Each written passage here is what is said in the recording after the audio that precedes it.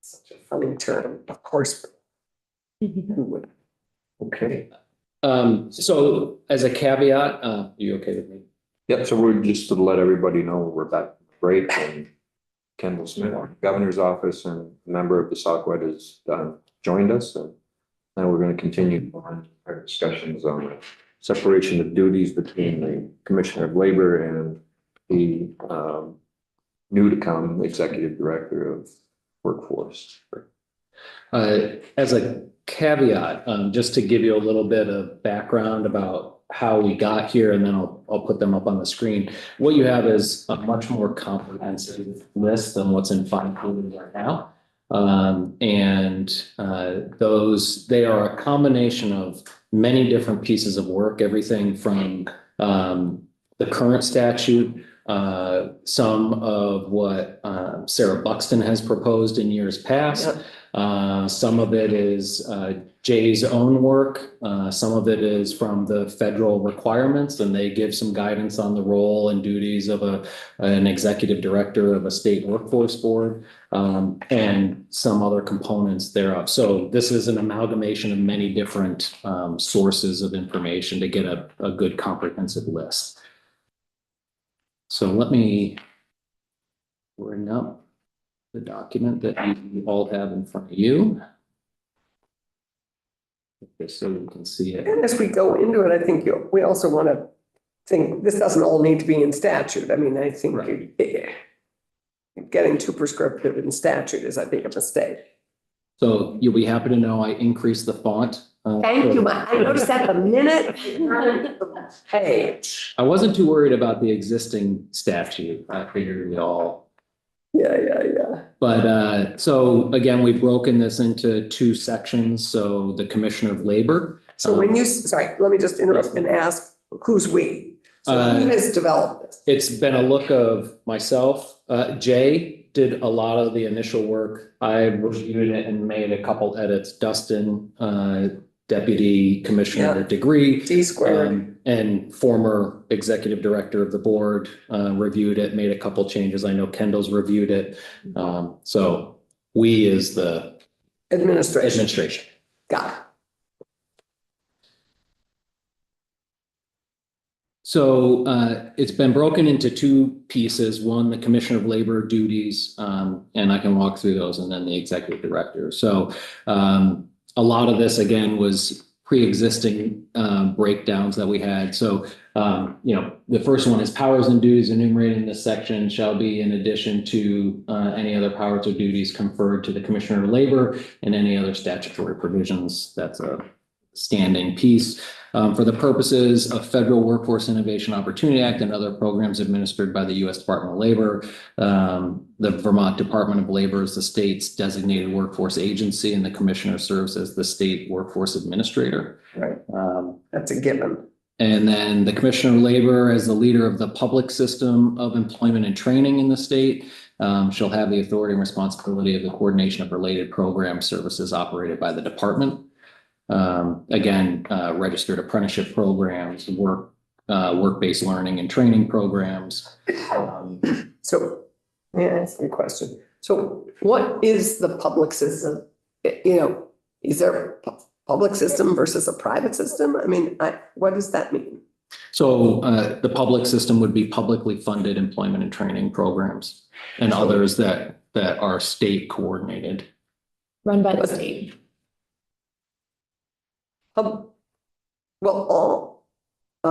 Okay. So there are some publicly funded workforce development programs that are privately managed. Mm-hmm. There are public, and all the ones that the state funds are publicly funded. Yeah. So I think we just need to, anyway, that to me is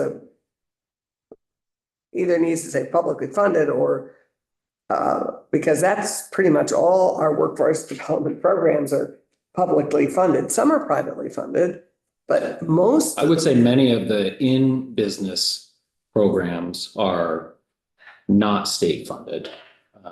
You mean the apprenticeship programs? Some of the apprenticeship programs, internship programs, returnship programs. Right. Other things of that. right? But there's also some public funding in that. Because anything that's education and uses the public education system as a partner on that, which apprenticeships do. So, Again, this also only articulates for the programs and services operated by the department. okay. I guess I'd put a flag on public system, okay, publicly funded. The commissioner is authorized to develop initiatives and enter into agreements with other state departments and agencies that improve the employment and economic situation for individuals that are receiving public support through programs administered by the departments, those departments and agencies. The commissioner shall develop and oversee plans to implement federal investments in the state workforce system. Commissioner is authorized to develop proactive, business-focused, flexible strategies designed to avert layoffs, plant closings, and to ensure a prompt coordinated response in the event of a closure. To ensure affected workers are connected to resources, commissioner shall hire a director of employment and training. This would be Jay's position, and assistants and other employees of the employment and training division, which is again the workforce development division, I think in statute called the employment and training division. Commissioner is responsible for the promotion, maintenance, and administration of a system, virtual and physical access points for the public to access employment and training resources. So this is how do our customers access state services specific to the Department of Labor's employment and training activities. That's your portal, that's your. Some of it would be the portal. There's also another one in here about operating a no-cost job board. Job board, portal. Etc. Okay. The commissioner is some of this too, like the physical access points are our job centers. Right. So the various job centers we have across the state. Commissioner is authorized and directed to establish such offices in such parts of the state as he or she deems necessary to prescribe rules and regulations related to the operation of those offices and ensure that the offices are appropriately staffed and resourced. That is the job centers. So I think it's just a continuation. It's bulleted number 9, but it's a continuation of those physical access points. So we are required under federal WIOA to have not only our one designated, federally designated one-stop job center, but our other job centers are considered affiliate job centers. And our one-stop job center is Burlington, right? Yeah, the formal federally certified one, yes. Commissioner shall maintain a no cost to consumer secure electronic job board and clearinghouse for registered apprenticeship, education, training, credentialing opportunities, sports, job seekers, and career advancers. Career advancers. I love that. Commissioner shall use data to ensure the department's education and training activities are aligned with the needs of the available workforce, the current and future job opportunities in the state, and the specific credentials needed to achieve employment in those jobs. Sorry. Jump to a different page. Commissioner may enter into agreements to provide customized or specialized services that are beyond basic services required by federal statute, provided that such services do not interfere with the department's statutory purpose and programs. Again, this is subaward agreements like we do with Vermont, Vermont state colleges to offer related instruction for our apprenticeship programs. Right.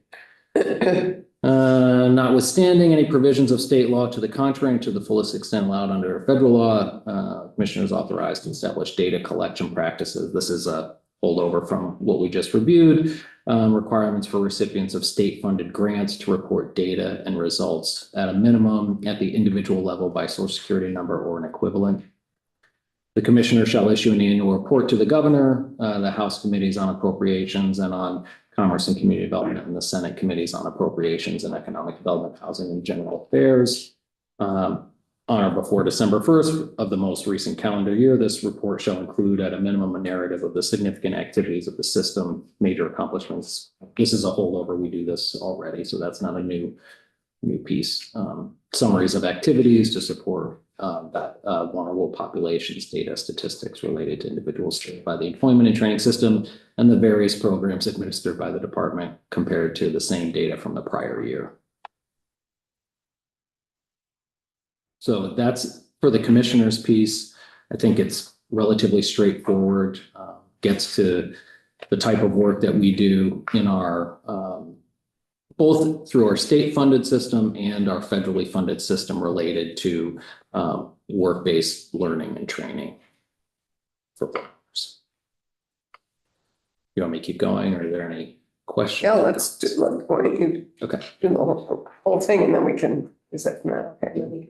So under the executive director, the executive director has the broad responsibility in coordination with the commissioner and the board for cross-agency department planning, strategy coordination, gap analysis, and resource advocacy.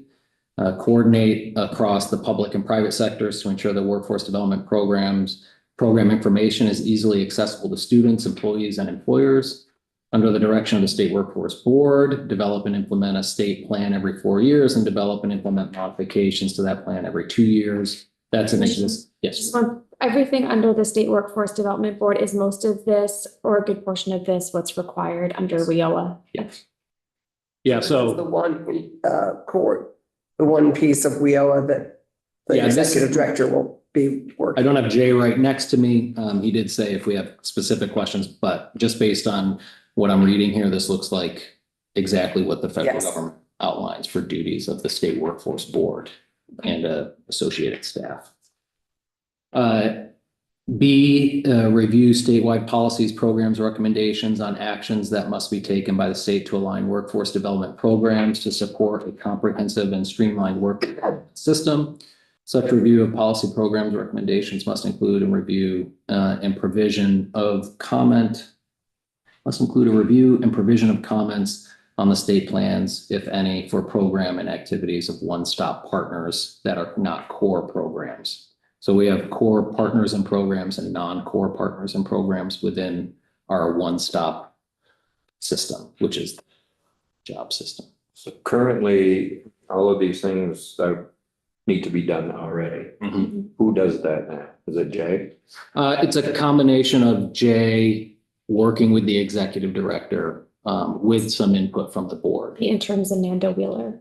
She couldn't be here today, but Amanda does, and Jay do a lot of this now. And does it all get done? Yeah. Well, that's her. Because there's some stuff that is too much. I mean, one of the Yeah. issues is there's more than any one person or one division can do. Agreed. I think there's, we make sure we're meeting the minimum requirements currently because we have an interim. But I think in general, with a fully functioning executive director and an established board, we're getting these done.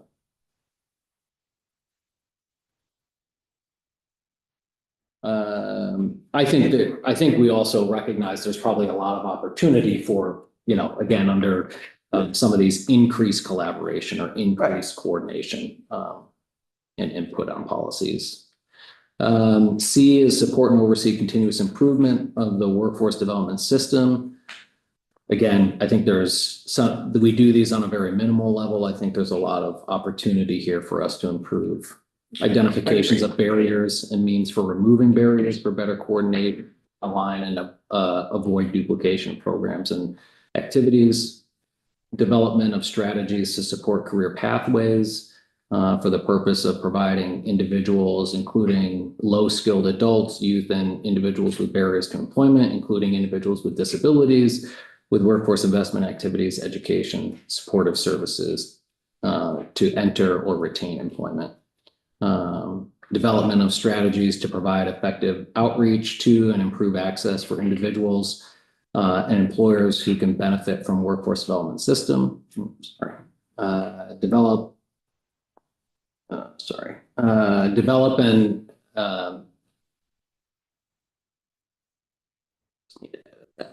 develop expansion of strategies to meet the needs of employers, workers, job seekers, particularly through industry or sector partnerships related to in-demand industry sectors and occupations. 5, development and continuous improvement of one-stop delivery system in local areas, including providing assistance. So part of what the board and the executive director have to do is actually monitor and audit to some degree the workforce system that the Department of Labor administers, and then provide feedback on that. So one of the activities they do will be to tour our job center and then provide recommendations for how to improve service to customers in that job center. And they've done that in the past. Including providing assistance to one-stop operator, one-stop partners and providers. Such assistance includes assistance with planning and delivering services, including training and supportive services to support effective delivery of services to workers, job seekers, and employers, and development of strategies to support workforce development system staff, training and awareness across workforce development system and its programs. D, develop and update comprehensive state performance and accountability measures to assess core program effectiveness under WIOA Section 160.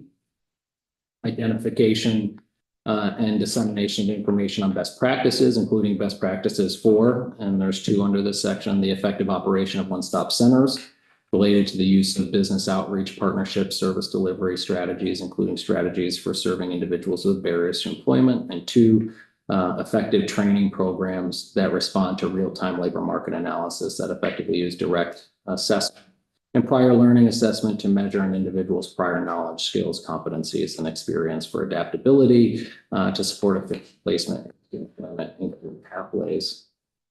F, develop and review statewide policies affecting the coordination of provisions of services through the state's one-stop delivery system, as described in WIOA Section 121.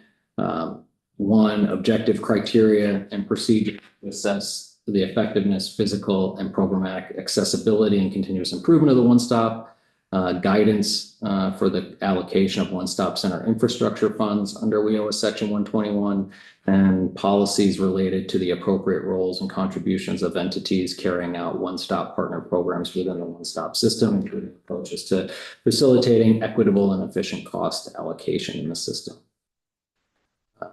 So for that piece, we operate a one-stop job system. Ideally, the federal government would like us to see the co-location of core partners as well as additional partners within our job centers. But we also, under that program, technically under WIOA, anybody receiving WIOA funds should be a core partner present in our job centers. And that can be both physical and virtual presence in our job centers. And then, so there's an MOU that's negotiated amongst the core partners. And then there's also a funding agreement that's negotiated among the partners.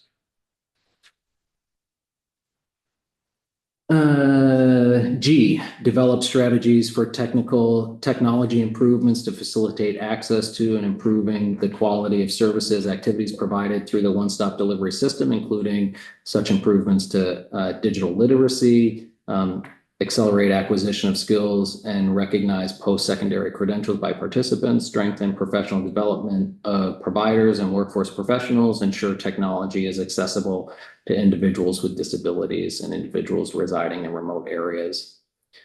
H, develop strategies for aligning technology and data systems across one-stop partner programs to enhance service delivery and improve efficiencies in reporting on performance accountability measures, including design implementation of common intake, data collection, case management information, performance accountability measures, and reporting processes, and the incorporation of local input into such design and implementation to improve coordination of services across one-stop partner programs.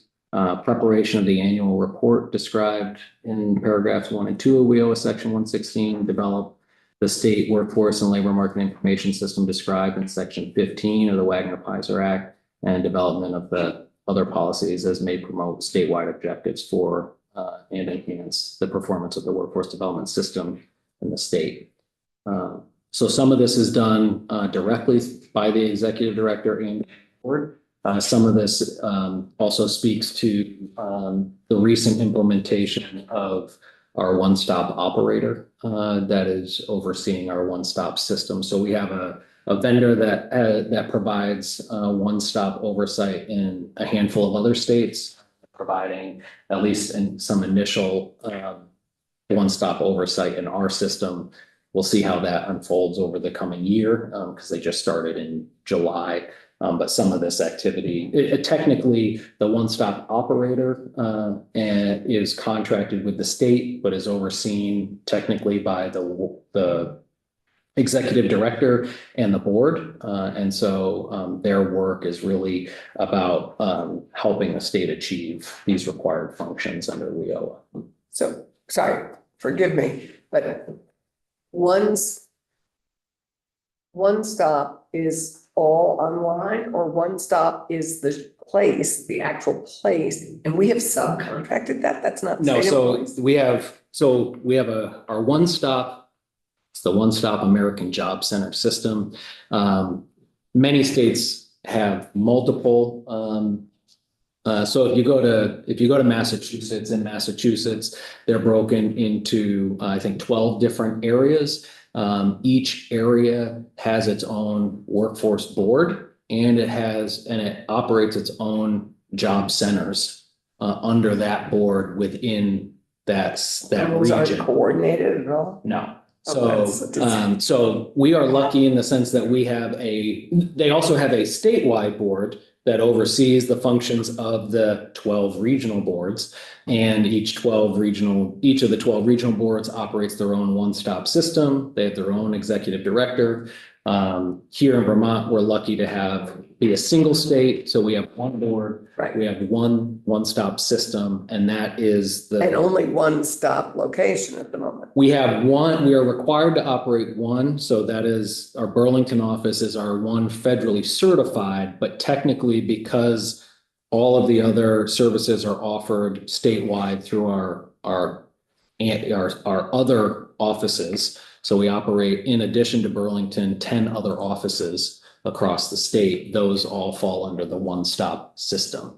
So when we have we hired But they're not open full-time necessarily. they are open full-time in the sense that we have staff working out of them. And members of the public can either schedule by appointment, or we do have walk-in hours. Okay, so I guess that's what I've had Yeah. constituents Yeah. concerned about, is that they're. Yeah, and some of that is a staffing issue.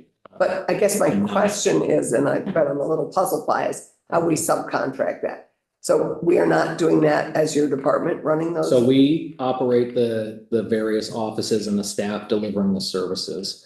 We have contracted out for a single one-stop manager who currently resides in our Burlington office, and their function is, how do we best deliver the services? So our staff are still the experts delivering the WIOA services to people who walk through our door.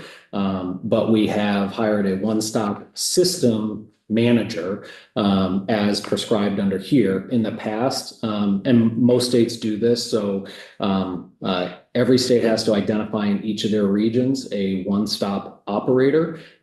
In the past in Vermont, for right or for wrong, the one-stop operator has been the Department of Labor, but we are also a core partner. And so what ends up happening is we end up negotiating ourselves and the other core partners, because we are also the operator of the system. You might have, for instance, an office that resides in another state. You might have an office that resides on a community college campus. Now, the community college may not provide services out of that, but they could function as the neutral arbiter of the one-stop operator. So they operate the facility. They ensure that there's public access to the facility. They are the negotiator, coordinator amongst the partners located in that facility. So again, this vendor is simply just a company and one hired manager that is managing our Burlington one-stop for now. But part of their role is going to recommend ways that we can ensure consistent continuity of services through all of our offices. They don't supervise our staff. They don't deliver the services directly to job seekers. They are simply looking at the functionality of the one-stop office and eventually the one-stop system. So they will help with things like data collection. They might help with, there's a piece in here about a common intake form, right? So how do we take our 5 or 6 core partners that all intake their customers in a different way and develop a common intake form? So we're all, an individual seeking services only has to fill out the form once to streamline the service, but we collect all the data necessary for all the partners. So that the one-stop manager would be tasked with working with the partners to come together to develop a common intake form. Or so, identify continuous improvement opportunities, how to improve access, both physical access, but virtual access as well. You may have remembered, I think Sarah talked a lot about this in years past, about implementing an adaptive workstation for individuals with physical barriers. And so if we said we wanted to make sure we're implementing an adaptive workstation for individuals with physical disabilities or barriers, that we're doing that uniformly across the system. So no matter what office somebody walks into, they can get the same level of service. And that service may be, for instance, it may be to connect that person with a voc rehab or higher ability counselor. And that could be that in some of our locations, higher ability is actually physically located. And so they might meet directly with the counselor, or they could walk in, sit at a workstation and have a virtual one-on-one with a voc rehab counselor. Okay, I'm sorry, I don't mean to belabor, as it were, belabor at this point, but I'm unclear. So there's an individual you've hired to oversee this one-stop, and they comes a system that you're basically subcontracting? There's no system. They are the ones that are charged with, as part of their But they're a scope state of work, to employee? help us implement. No, they are a contractor. Okay. And they do this in like 7 or 10 other I states. guess that's what's bothering me. Okay. Got it. Essentially, the big thing is to create a neutral arbiter. And again, other states, depending on where their offices and regions are located. So for instance, we toured a state job center in Washington State that was on a community college campus. Obviously, the property was owned by the community college. And so the workforce under WIOA, the workforce board, contracted with the community college to be the one-stop operator. So they operated the physical location, ensured, the parking lot was plowed, it had handicap accessibility, ensured proper signage and promotion. They negotiated the lease agreements, again, amongst all the partners. They ensured that there's, common use areas have appropriate scheduling. If there's specific technology that needs to be implemented, they're the ones that oversee the implementation of the technology or Wi-Fi services. They also operate as a community hub, so they will actually bring in various programs and training providers to actually host trainings out of their job center as well. So these are all things that I think. I see Adam's hand up, and he might be clarifying, and one of the questions I had too, I want to confirm, is the one-stop is a duty of the board. So this RFP and this entity was contracted by the board, not by the Department of Labor specifically. I think I have that right. And Adam might be able to help, because it's a function of the board to manage. And so maybe there's, I don't know, Adam, if you want to weigh in. Yeah, thank you. This was always problematic for the board, because the way Vermont, as a one-shop state, only has one. This was really drafted in with the intent for states that have multiple sites all over the place, a much more significant undertaking, so that the board, who doesn't necessarily have the staff to oversee this kind of thing, would contract with an entity to oversee the operation of those one-stop shops.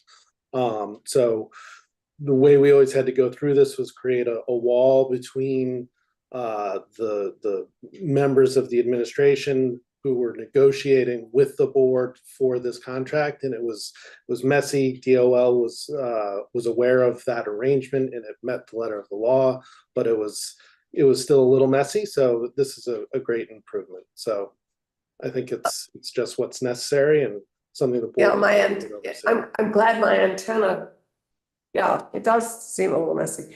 So thank you for taking the first stab at this. How do we, I guess I'm concerned that we also figure out how we marry the job description and qualifications with this work that you've done. Thank you for, thank you for taking the first step. The other thing I'm missing here in some ways is sort of the authority of the executive director. They have the broad responsibilities, but they are authorized to do what? So they will develop and implement. And I mean, so building in the authority throughout is, I think, a concern I'm not seeing. Coordinating broadly in two, which is like its shortest pace here. I would love to see a sort of an expansion of the coordination of the public and private and the coordination of all the funding and the request that we prioritize efforts on an annual basis. And so that, of course, then follows with funding. Because if you prioritize a sector or depending on what you prioritize, whether it's system or a sector or whatever you do, then that would also prioritize the funding as you come to the legislature.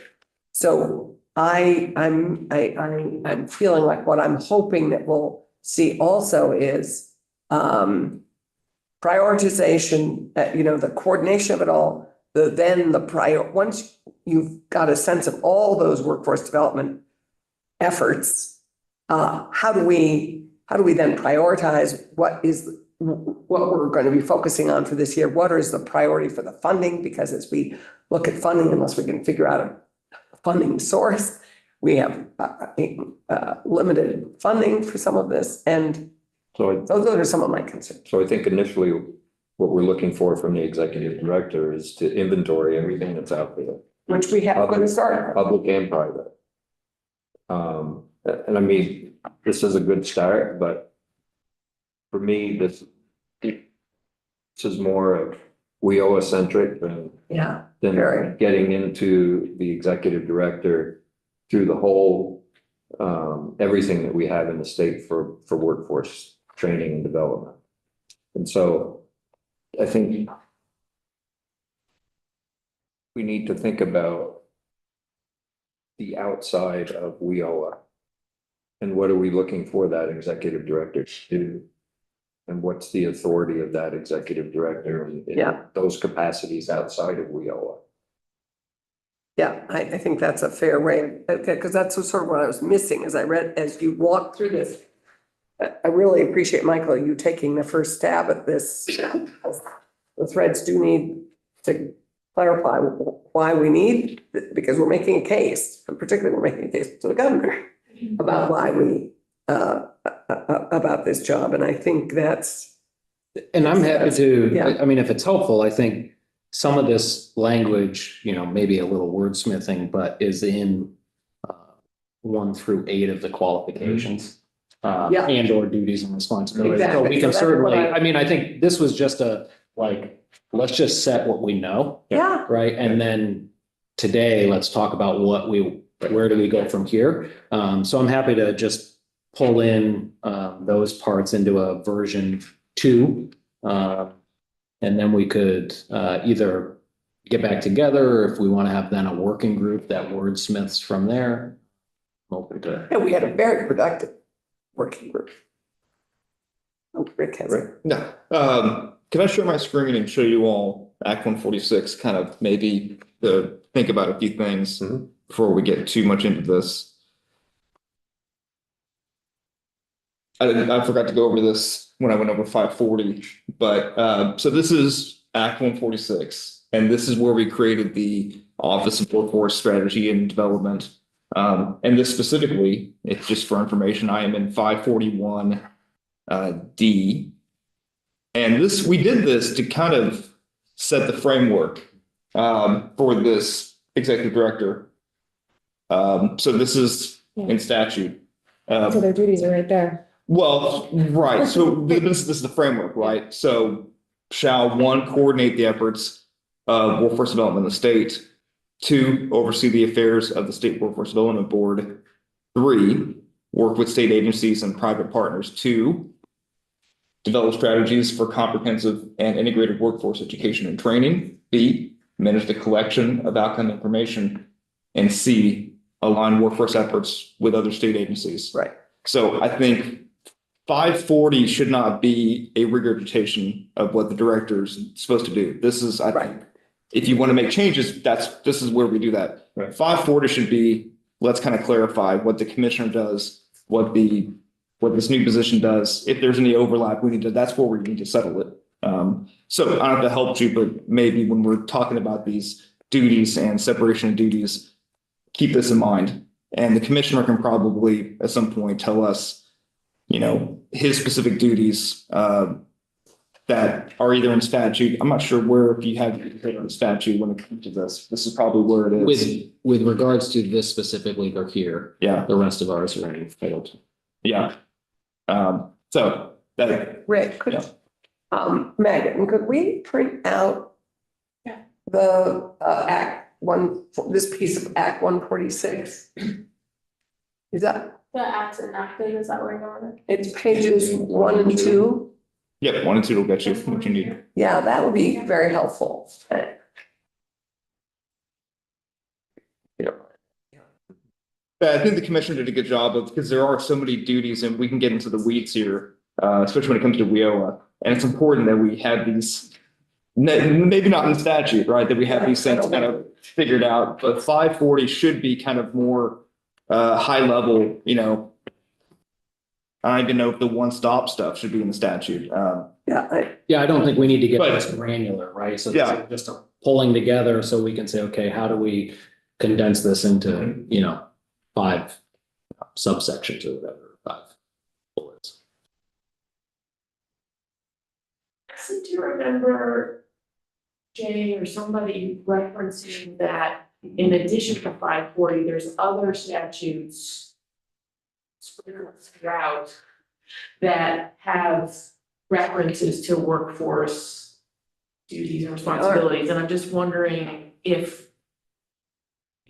that's something you guys are gonna look at as well, because the 540 stuff's clearly the most important, but is there other things that, Rick, that we'll have to get cleaned up by in the end? Yeah, I mean, Act 146 took on most of the work, which, as you now know, we reconfigured the State Workforce Development Board.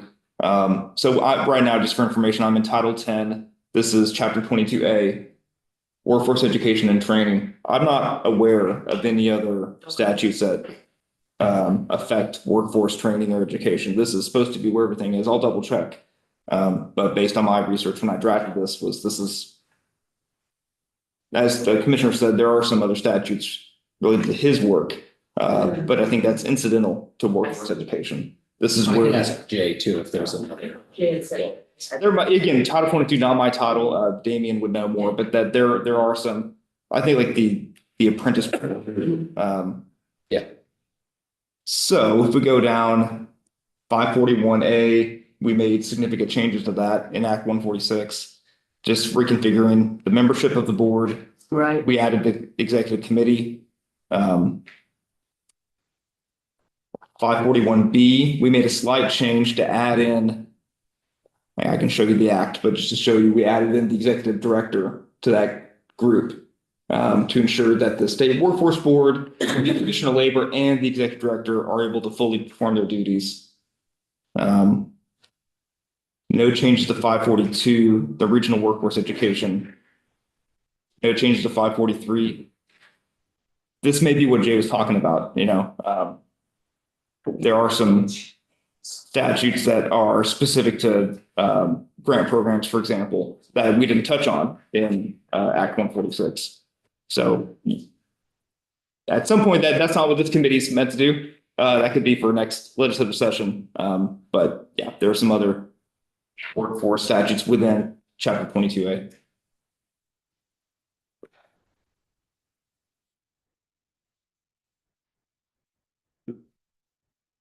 Do we need to create a separate section?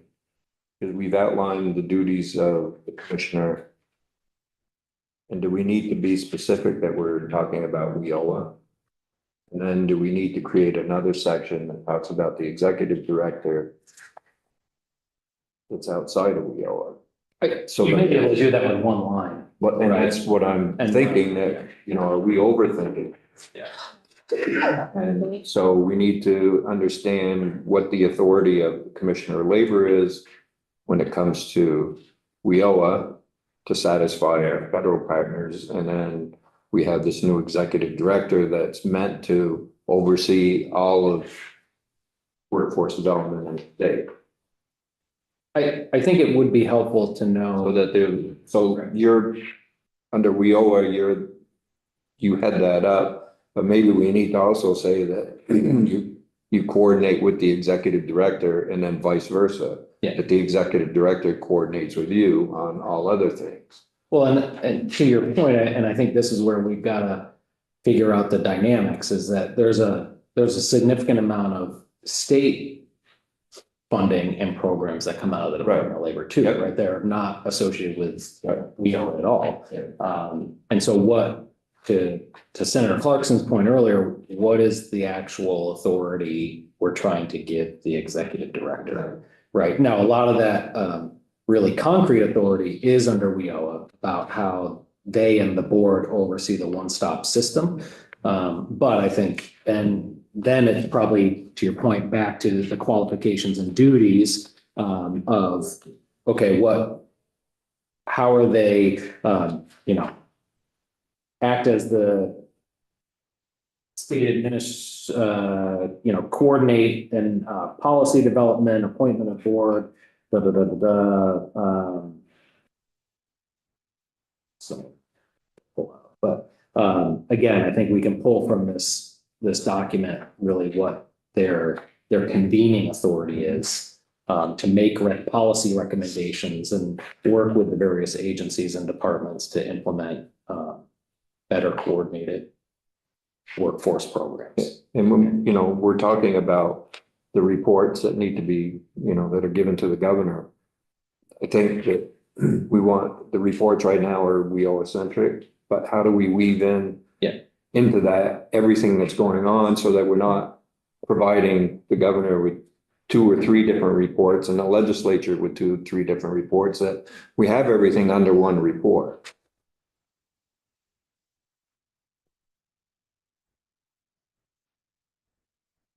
One of those, I mean, the 2 reports right now, one of them is there's a couple of different reports.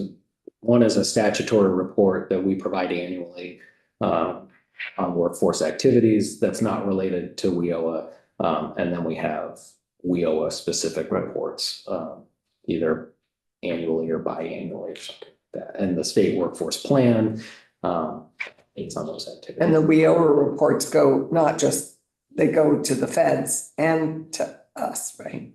Yeah, and I think they actually are under one of these. Yeah. But But the state, so the state workforce plan is something that's required under WIOA. I am WIOA.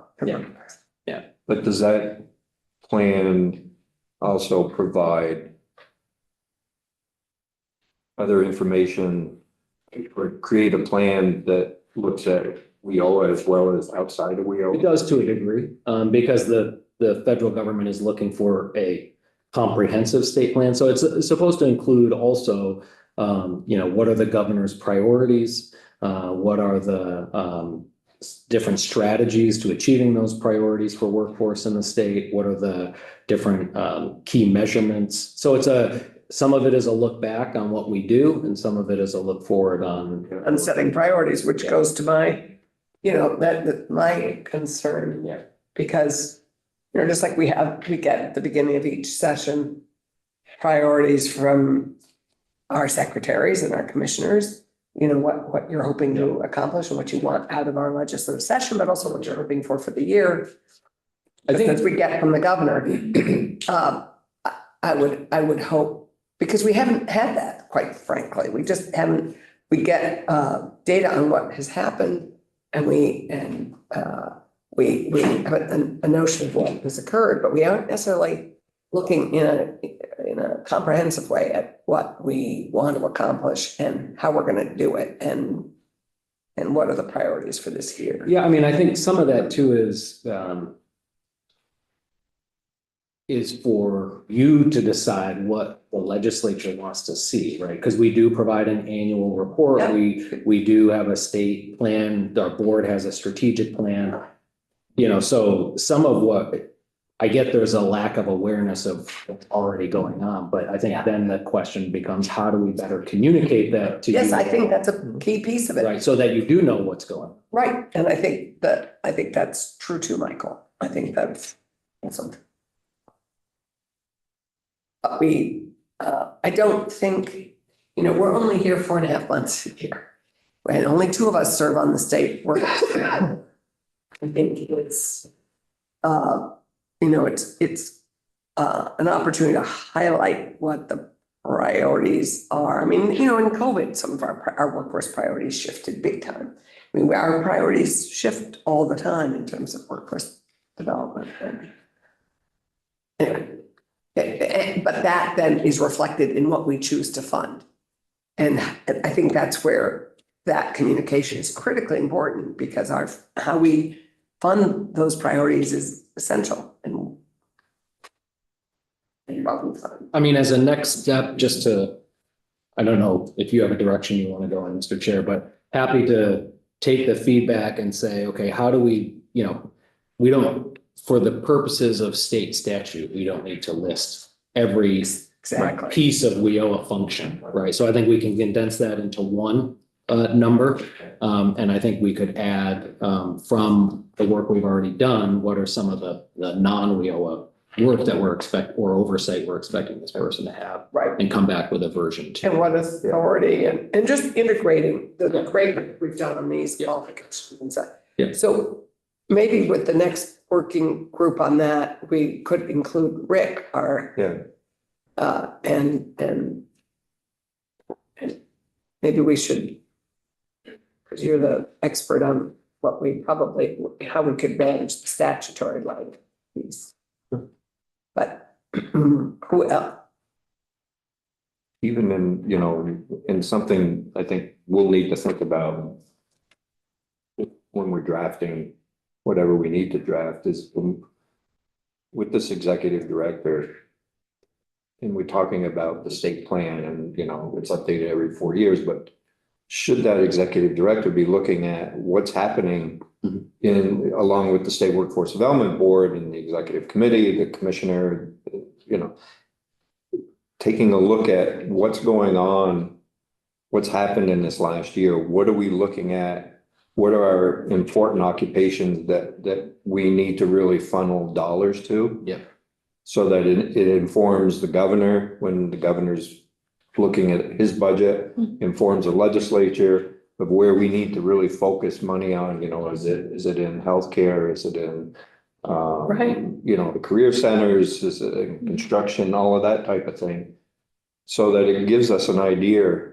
So we're instead of waiting every 4 years, we're constantly updating that plan so that in the end, you really don't have to go through a comprehensive, you know, look at the plan every 4 years. As you're updating it, it should just be a living document that continues to flow. Does that make? Yeah. And I think that's a good thing for the executive director to be working on with With the governor and with everybody else. the business community.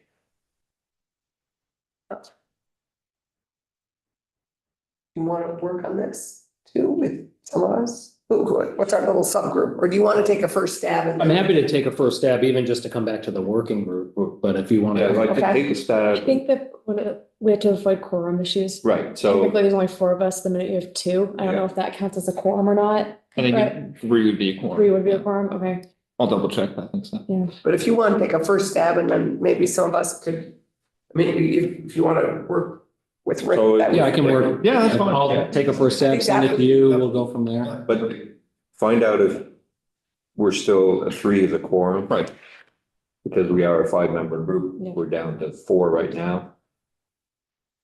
Thank you, Adam, for If still three- staying with if- us. yeah, If 3 stay the quorum, and, you know, Senator, like, work with Commissioner and then with Rick, and if Ellen, like, Yeah, that'd be great. then it'd be. I think that works. Want to make sure that we're not.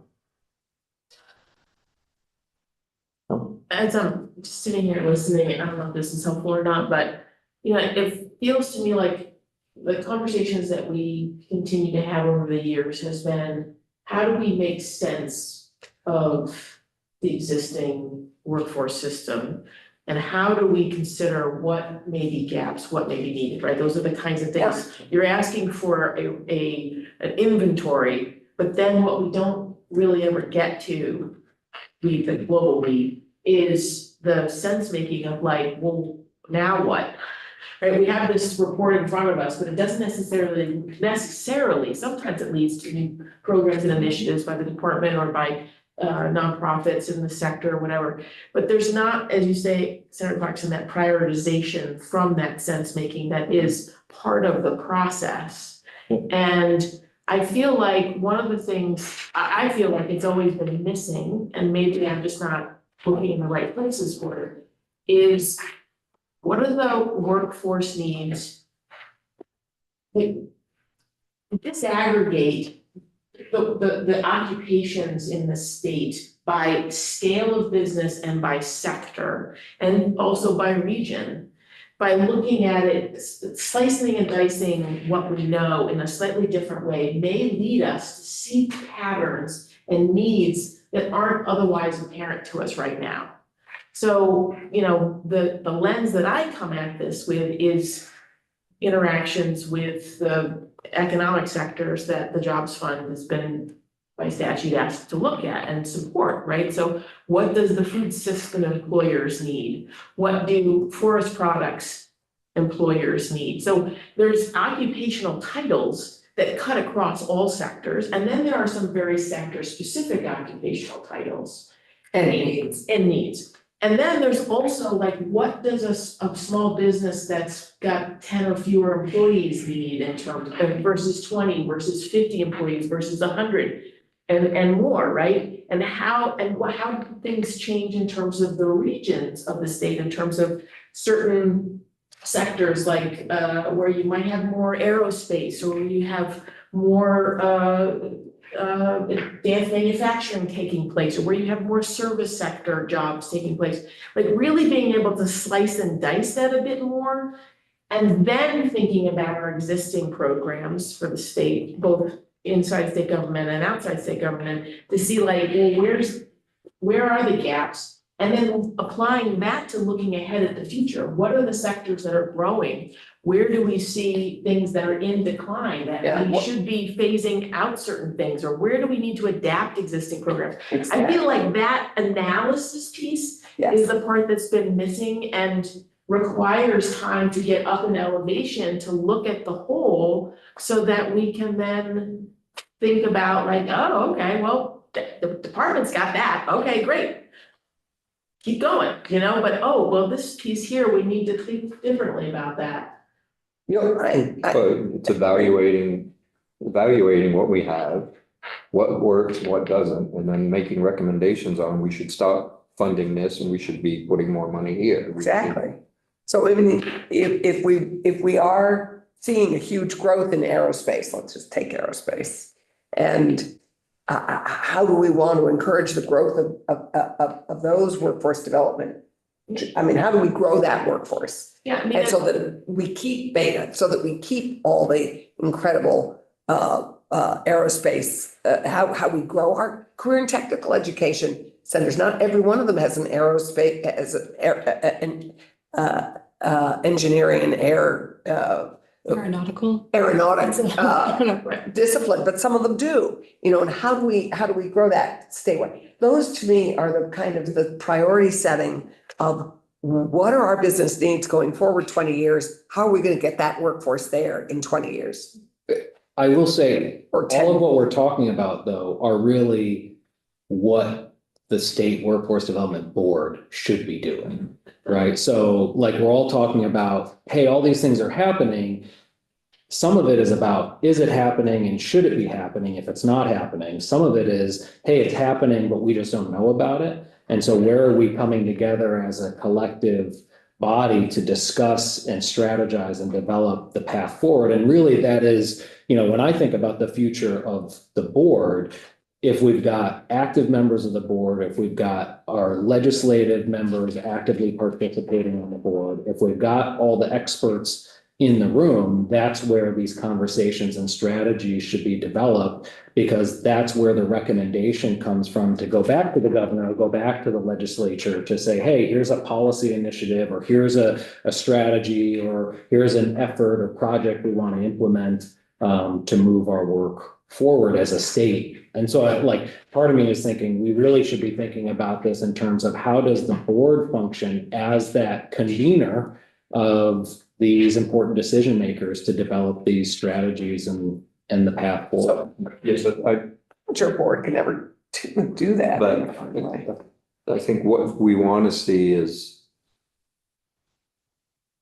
over and above the we owe it. So Right. Yeah. that, the money that we're putting into serve, learn and earn. Right.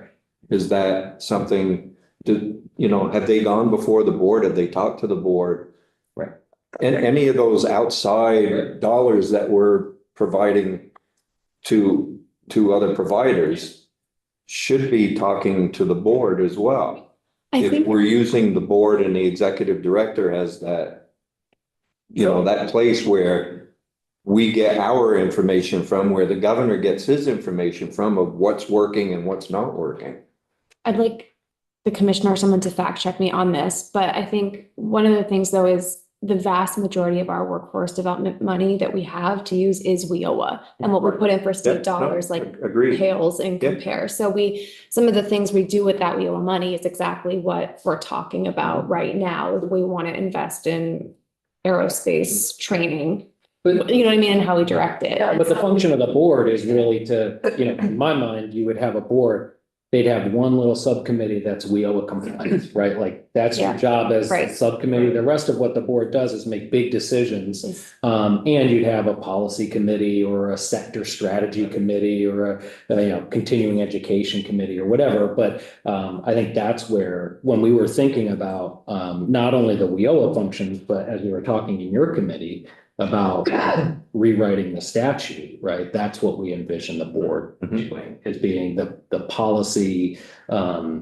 the convener, the collector of ideas, the distilling those ideas down into policy focus areas and recommendations for the governor and the legislature. And I think how this works right in real time is the executive director really does the lion's share of that work and then presents it to the board and the subcommittees and is like, exactly what you're saying, like, here's the analysis, like, here's the recommendations. Now, like, what do you guys think? Like, do you want to refine this or do you want to, change it? So I do think I think everyone's saying something similar, honestly, right now. But yeah. I don't. So there's also though, a lot of stuff that's happening outside of any funding from the state, which is really excellent in that people are taking the initiative. Like I think about the climate workforce Right. coalition group, that Energy Action Network initiated because of the need for more trained workers in the climate economy and energy efficiency space, right?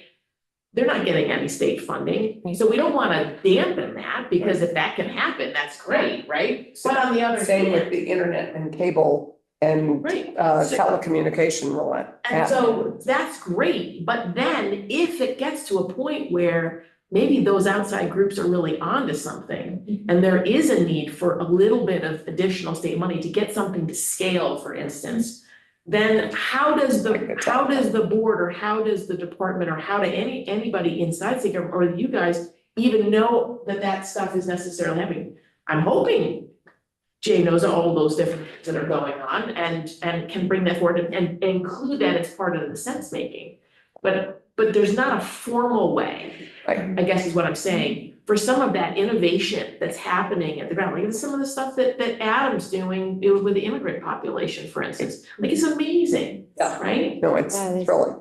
And Adam? good pivot to Adam. Thank you. Yeah, I think I would add to the conversation just to reinforce the opportunity that we have here. So WIOA empowers the governor to really, move the supply of that federal funding coming into the state to meet the priorities that the board has established under WIOA. So right now, I think most of the funding that we get through WIOA is probably spent in a very similar way than it was, 5 years ago. It hasn't significantly changed. It hasn't chased new training opportunities. Those haven't been fully identified to the extent possible under WIOA. Now, we're still in transition moving into this. We all know the reasons why this hasn't happened, but the real opportunity here is the resource allocation to support the training that's needed in the state.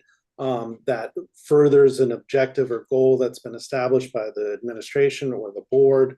And I think really we're making great progress on setting all that up. The job duties really start to articulate ways in which the executive director can identify those gaps and start to bubble up that information so that future legislation and administration can work together to really allocate, okay, we're going to have to stop funding this and move the money over here because this is what's needed.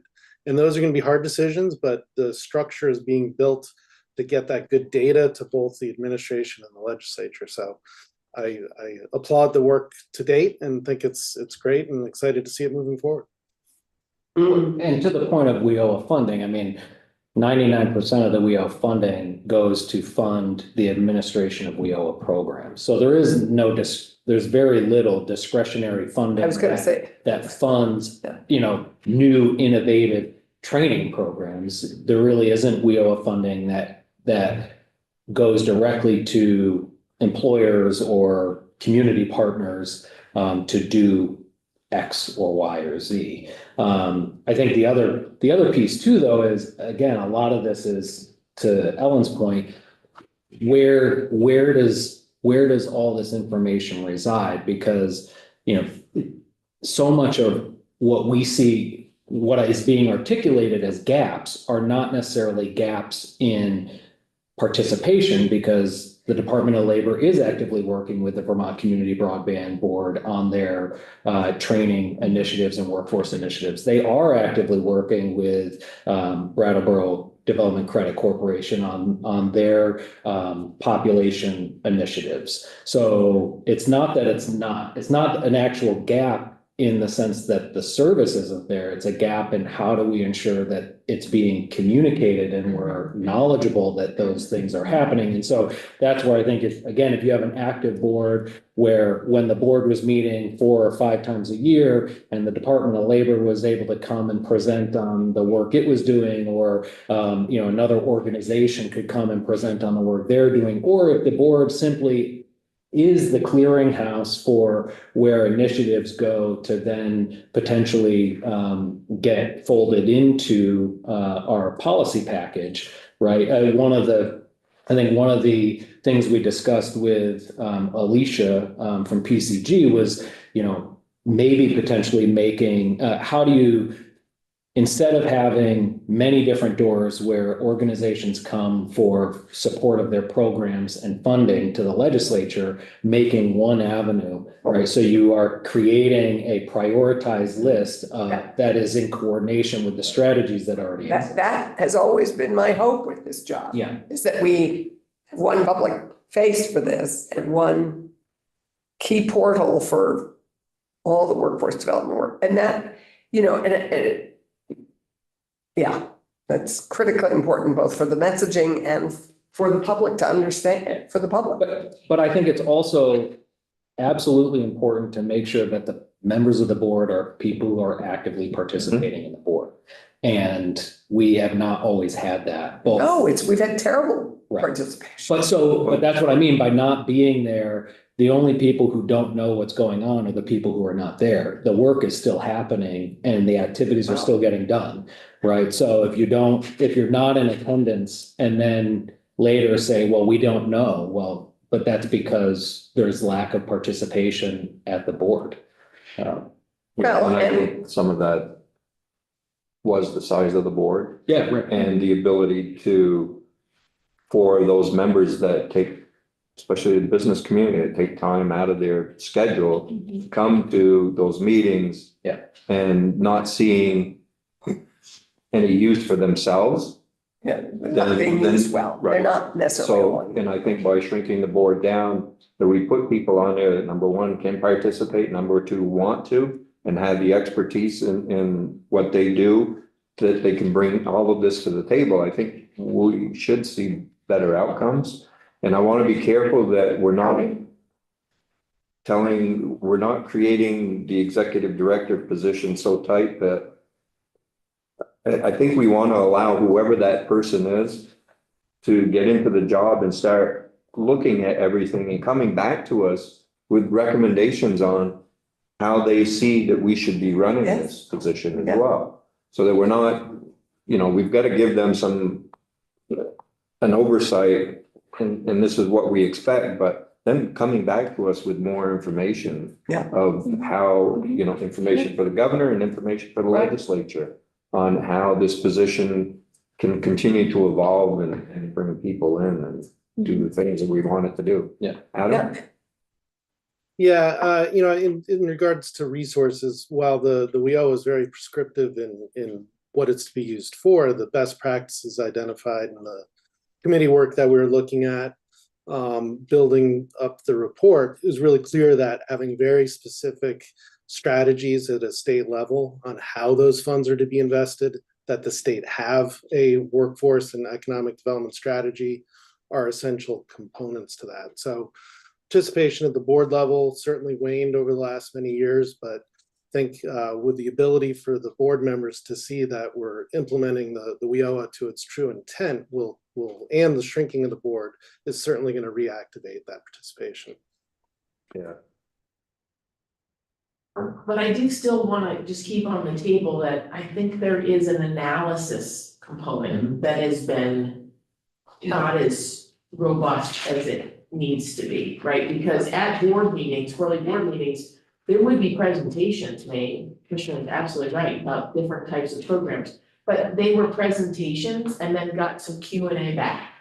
And there was, that doesn't necessarily lead then to like, well, so what? Like, okay, we have this program. What are really the outcomes? Is it really working?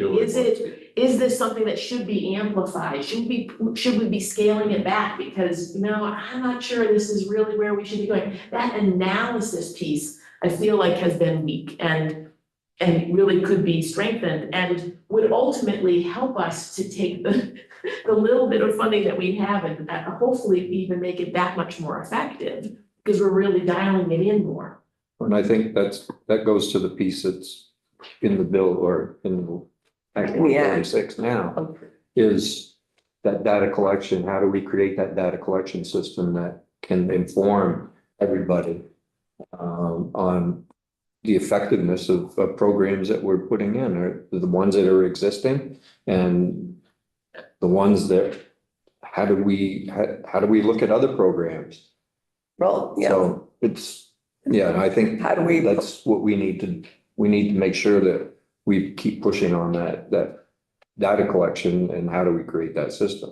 Well, and how do And looking we at create North an Dakota and- easy way to collect the data with all our partners? Yeah. So there's a system that there's a similar way of reporting that data, because I think that's also inconsistent, is you can't measure things if everybody's inputting in a different fashion. And so I think for me, this job is really the sort of workforce ambassador, is really public face of workforce development, and a real ambassador into the business community. And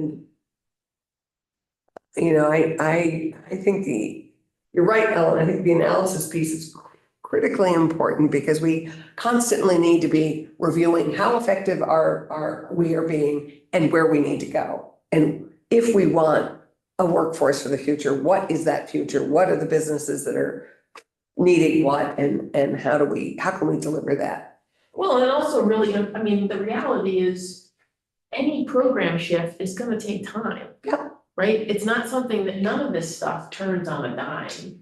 So if we're not looking out several years and Oh, and we have to be. anticipating, then how are we gonna get our programs aligned with when that future actually arrives and be ready for it? So I'll give you an example of one where we've been really caught on our heels, which is the whole food industry and the loss of a culinary institute. We really have no culinary institute now in Vermont, which was one of the things that was also fueling our incredible food industry here in this state and what we're increasingly known for. And, that we have made that's an integrated effort too, both in rebuilding and establishing that and then building that workforce of all our, if we're going to be a tourist economy in large measure, at least in a significant part of our industry is tourism. We have to be able to feed people. We have to be able to, and we've sort of been on our heels on that culinary institute piece, which is always was bothering me ever since Necky closed that we haven't been able. Anyway, it's a small example of. Well, there's that, there's. Well, there's so many. The need for fiber splices, and putting up fiber. Which we're working on. Tremendous amount of money that we've got from the federal government right now. to get people connected, and get fiber up and so, those are the things that I think Food and we're fiber. gonna we rely on the board and food and fiber. Food and Lots of fiber. fiber in the food. Right? And there is fiber, some food is fiber. So I think we all have a pretty good idea of the thoughts of where we want to go, and I guess we'll And you have enough. leave it up Go forward, to you the and two of you. work with Rick and. Yeah, I'll pull something together, Okay. send it to you, you can edit and then, Yeah, and then if we find out that we're able to have two people. You can. working on it. You can, yes. So. It's not a majority. If you want to keep working with. Pull us in, pull Yeah, Ellen and me Adam. in the minute you two are ready and have a Adam, next but- working thing. I think And you Kendall. can ask him, Adam, if you want, get his input as well. Yes, exactly. He's not- disappeared. we can't pull in Kendall unless I step off, so Right. that's the only, Yeah. Well, which is fine. she can step into the We can room. trade in and out. Yeah, You jump on the can email, you meeting, can I'll email. leave the meeting. I do- When You know what? I'll We can figure this out. We can figure this out. I think just one thing, for me at least, maybe Commissioner has an idea, specific to 540, which is what this committee's working to do. I just maybe want some clarity on, 540 is workforce education and training leader. You don't have to stick to that. Right. That title and that subject. However, that's the history of it. And I'm wondering if you want to keep a similar structure as to the Commissioner of Labor shall be the leader of this and the executive director shall be the leader of this. Like, how do you envision that I think looking? that's another thought, we made the commissioner the champion years ago. What if, And let me we just did throw that. this out as a possibility is, you could say that the executive director and the commissioner of labor lead the state's workforce system in their roles as outlined below, Mhm. right? So that way Yep. there's a dual leadership, but it is clearly articulated who does what. And then the question is, do you want whatever we do to be in statutory language as much as possible? Or do you want it to be more theoretical and plain English to start out with? If that makes sense. Because what the commissioner provided, I think, is more plain English, right? Like this is kind of. Yeah, this is, kind of the background. Right. But what do we, Yeah, what do we need in statutory language to make the changes Right. that will bring about what we're talking about here? And that's eventually what you want to produce. However, for this first Right. work group, do you want, which which format do you want? Or do you have a preference?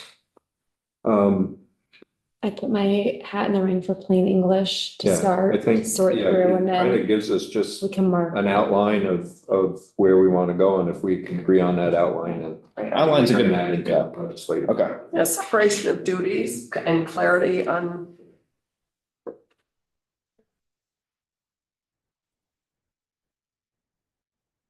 And clear authority, I think. One of the things. Authority, you know, all the things we've chatted about. Any other questions, Rick? That's it for me. Okay. When do we want to meet again? We do that. Why don't we ask Kendall where we're, Oh, yes. where we're at? Yes. As far as the board, and Mhm. looking for an executive director and. Sure. And a chair. and, Sure. Yeah. So No, chair. I wish Amanda was here because she's been quarterbacking most of that work in our office right now. In terms of a chair, we had one candidate in mind that we thought would have been great that a few people had recommended, including Adam, who's no longer on the call, but unfortunately that didn't pan out. So we thought we'd be further along than we are. So right now we have a couple other candidates in mind that we are pursuing and speaking with in terms of if they'd be interested in taking on chair. Obviously, because this is like a reset, you know, like here's what we think your duties will be and your time commitment, but some of that is going to be like what you want to make of it and how this continues to roll out as we also hire a new executive director. And so, you know, kind of trying to get as the mud as clear as we can about like, but this is a real opportunity for you to help shape like the next iteration of what this is. And so we really want to find somebody that isn't going to be just kind of like the rubber stamp, but somebody who really wants to lean in. Obviously, a lot of that work will still be balanced with the executive director, but somebody that's going to take it seriously and try to add value, right, for everybody to be there and take this as a serious free job, or, you know, endeavor. So I'm hopeful, again, I was hoping we would close in on one by the end of the month. Like I said, I wish Amanda was here because she's been having most of those day-to-day conversations. So I don't want to promise that, but that's kind of the, in my head, the target I set, because I think we were supposed to have the chair appointed by August 1st. So we're already over time on that. And then in terms of the executive director, we're here. So we've been working right with you all Yeah. on what the ideal unicorn looks like. Yeah, And so and once we get there, I mean, so far, like there's nothing in here that's like a major red flag to me in terms of what we've discussed or what's on, I think the direction this is headed. So That's good. once we, again, like we could start trying to have posting or quiet conversations now, but I also don't want to get ahead of the group. Okay, so we chatted, Mhm, went through that, and I think we made mhm. 2 changes. Very On, modest. on the qualifications or Those are number 8, Number 8, our favorite. yeah. Michael's favorite. That's Michael's Scratched favorite. out professional and we put related, prior related experience. Yeah. Okay, and then in the last sentence, we scratched out related and put similar. I can't live with that. I'm joking. All in favor? Those are the only changes that we made. We haven't voted on it yet to make this an official. We were waiting for you to vote on. To take the draft off of it and then, Do we want to vote? Yeah, Yeah. but I have a question for you, just to go to this number 8, Mhm. which is Michael raised the issue of whether the administration wants to post it nationally. And I guess, so I would, obviously, I think some of us would, again, it's just such a great opportunity and great way to obviously bring more people to Vermont, which we always are needing. I would encourage, you know, my view is always to encourage to make it as broad a net, as big a net as possible. And I would encourage you to think about definitely doing Yeah, that. I can talk to the department. Oh, yes, as long as we can find a house. Yes, That's- Department of Human Resources about, and maybe the Department of Labor, others, what like national publications or outlets would be appropriate. To like, is it, Mike, what are you chair of? National Association for State Workforce Agencies. Thank you. So like, well, maybe that's an H, anyway, we'll figure out what some of A pretty those. good one there, Michael. Yeah, what some of those entities are that might be appropriate to post and they get some national reach. You were elected to that this spring, right? Well, I was elected as chair-elect in 2023. The chair left early, so I assumed the role 10 months before I was supposed to. Congratulations. So I've been in that role now. As of September, I'll move to past chair, but it will be, Is that all 50 states? yeah, 54 states and territories, so Oh, that's Virgin great. Islands, Puerto Rico, Guam, DC. Right. People are pretty clear on some of those job opportunities in DC. Yeah. But maybe not as much in Guam. I think the one piece will be, and we've talked about this in the past, just what the compensation for the position is. That's something, we see that sometimes when we get other applicants from other states that want a higher compensation than what state government can provide. Well, and also just But like, sometimes it works out too. yeah, I'll give you an example. We, years ago, and we ended up, as you know, hiring Sarah Buxton, but we did do a national search for our workforce development director. It was down to 2 candidates. The other candidate was coming from California as as one of their one-stop regions, a coordinator in the one-stop region. They were coming with an existing salary of over $180,000, right? Close to $200,000 a year. And we were offering somewhere between 85 and 101 or something like that. So, yeah. So that, in the end, that's what it came down to. So I think that's where we will always struggle. have you done the work of looking at your state salaries, the state salaries nationally, the way we've done our legislative, because we're so low in terms of legislative salaries. And we've done that work with NCSL. Have you guys done that work in terms of your pay scale? Because it is low. I have not personally. I'm sure our Department of Human Resources has, and if Have they? I'd be Stacey was curious. here, she could I can ask, but she could likely Because, give a more complete answer. yeah. Because I was thinking of that with the Pay Act this year, because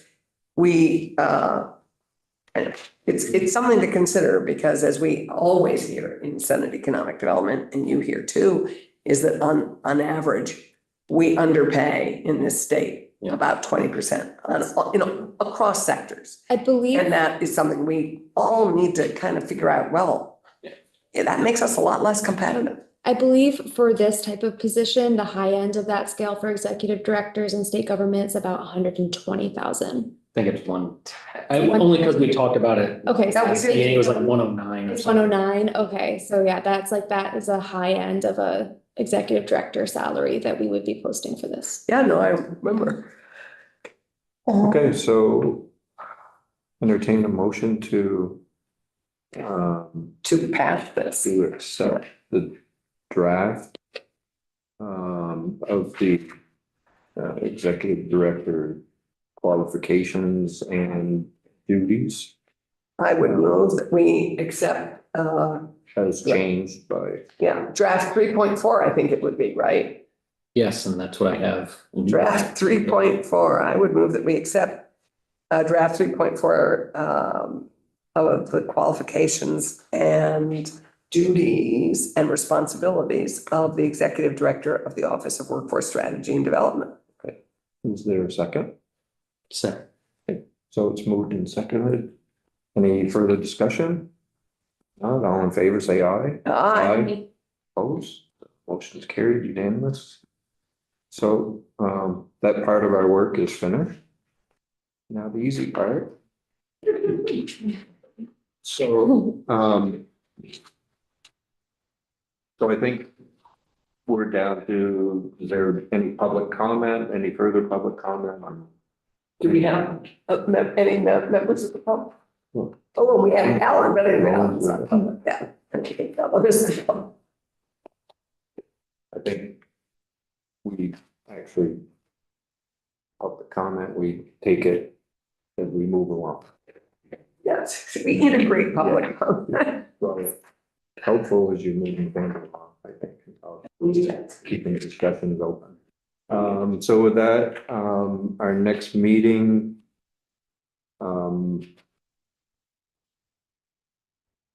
when are people available? I mean, for me, Tuesdays work out really well. We're glad.